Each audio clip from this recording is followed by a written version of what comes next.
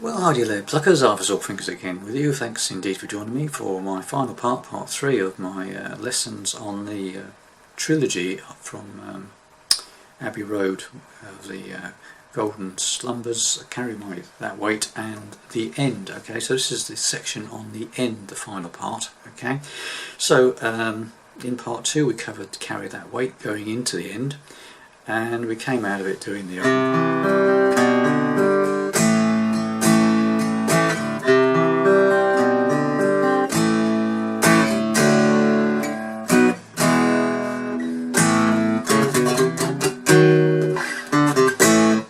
Okay, that's as far as we got. Okay, I did show you how to play that, but we'll just repeat that. So coming out of the rundown to the A major, not minor, major chord, do that twice to A major, and then a very quick A to D, and then a B to E or a B7 to E, whichever you want, and then you've got a quick A, and then you've got this.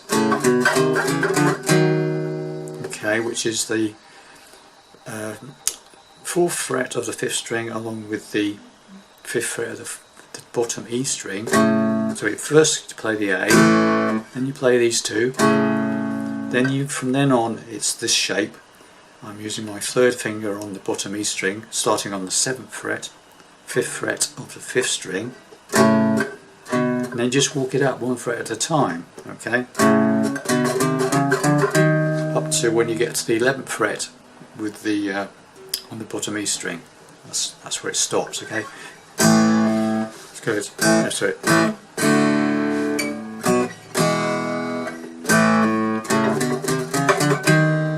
And then you do this 5th fret of, I'm playing at the 5th fret of the 5th string, to the 3rd fret of the 5th string, and then an A.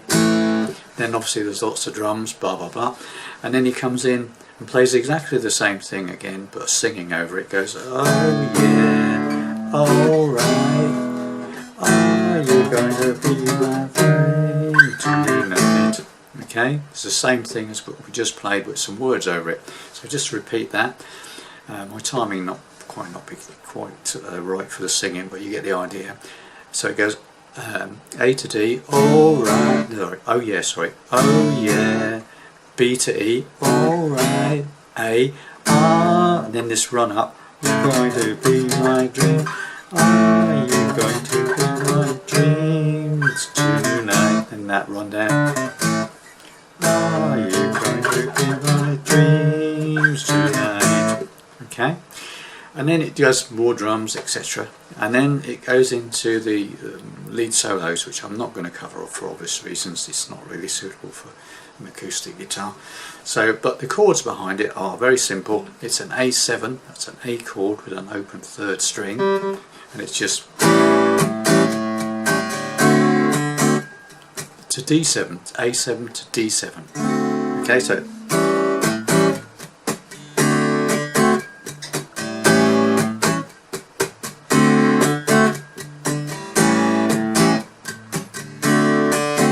through, yeah?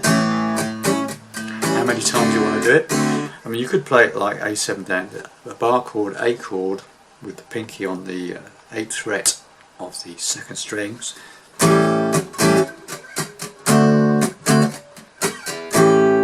And then you do exactly the same thing on the 10th fret, so D major chord, but with pinky on the 13th fret of the 2nd string, so you get a D7. If you've got 2 guitars, then obviously one plays this and then one plays this. Okay, so you get a nice full sound then, but you can either play it like this or you can play it like that. Right, so then it does that for quite a long time because there's 2 or 3 solos, okay, and then it comes out of that. And in the end,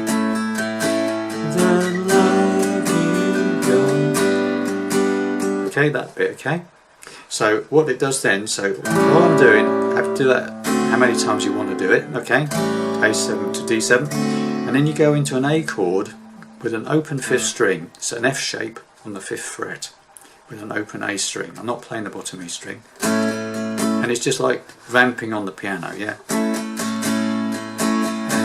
And So it just does that for, I think it's a bar. The C comes in, and in the end, and you take it down to a G with an open A string. A string open still, F shape, but on the 3rd fret. And in the end, the love you take. Then you take it down to an F that is equal to the love. You slow it down a bit and go into a D minor. Okay, so let's just go through this again. And in the end, the love you take is equal to the love. Alright, now what I do there is I play the D minor, you go equal to the love.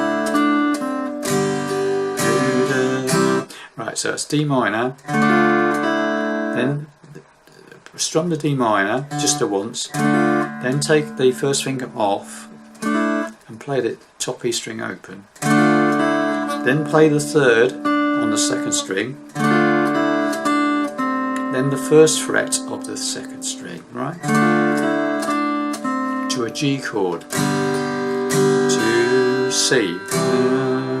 Okay, so and in the end, the love you take is equal to the love you make. And then we got these chords.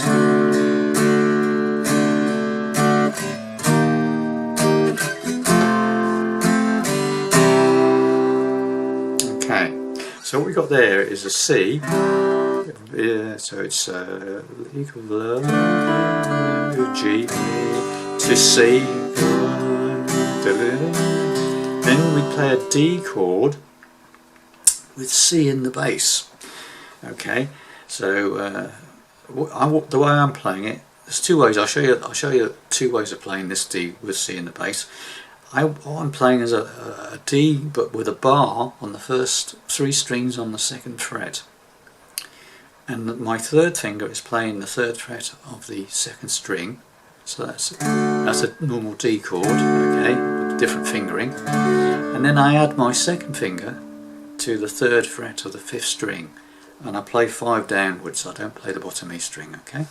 And then you've got D with C in the bass.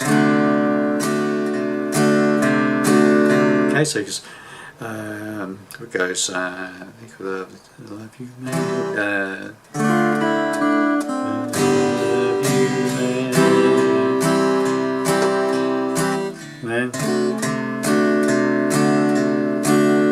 then we go to, unfortunately, an E flat. I'm playing as a bar chord on the 6th fret with the bar of the 8th fret, 4th, 3rd and 2nd strings. And then I'm going to an F, C, and that's how it finishes. Okay, so it's C, D with C in the bass, E flat, F, C, and that's how it finishes. Yeah. Now the D with C in the bass, there is a different way you can play that.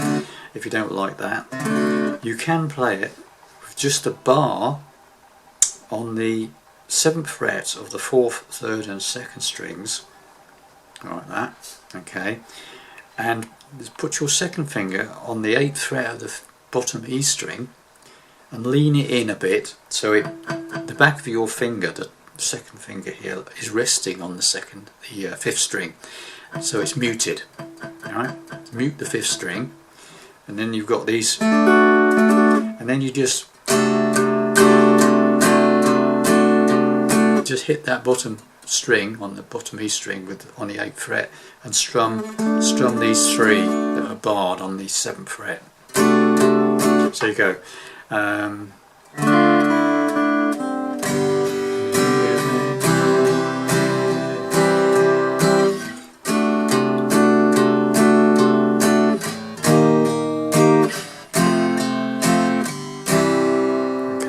So you've got that option there. That's an easier way of fretting it. I don't know if it sounds quite as... So you've got that, C, D with C in the bass here. I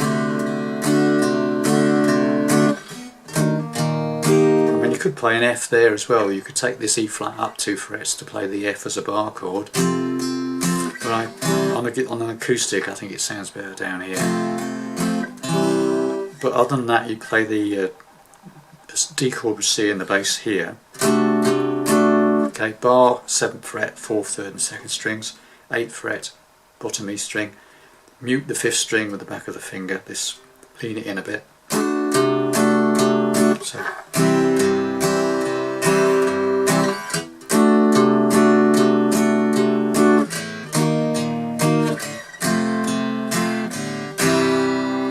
And there you have it, that's my take on the trilogy on Abbey Road from the Beatles carry